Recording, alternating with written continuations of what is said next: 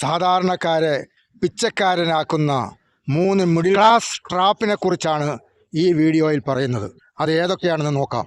Credit കാർഡുകളാണ് ഏറ്റവും വലിയ ട്രാപ്പായി സാധാരണക്കാരനെ കുരുക്കുന്നത്.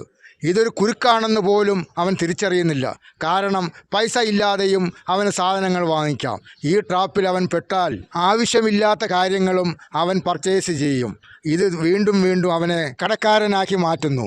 കടം അടച്ചില്ലെങ്കിൽ പലിശയും മുതലും സഹിതം വീണ്ടും സാധനങ്ങൾ വാങ്ങിക്കൂട്ടുകയോ ഇല്ലെങ്കിൽ പലിശ കടമെടുക്കുകയോ ഒക്കെ ചെയ്യും. അങ്ങനെ അവൻ പലിശയും മുതലും കൂടി അവന് വലിയ ബാധ്യതകൾ ഉണ്ടാകുന്നു.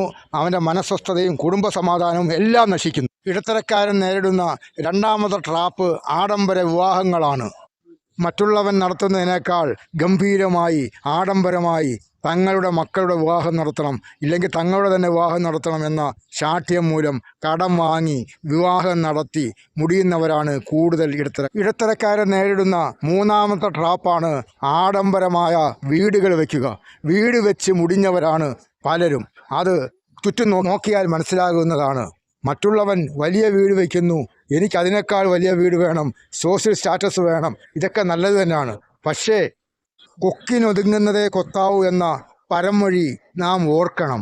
അത് നമ്മെ പല കുഴപ്പങ്ങളിൽ നിന്നും രക്ഷപ്പെടാൻ സഹായിക്കും.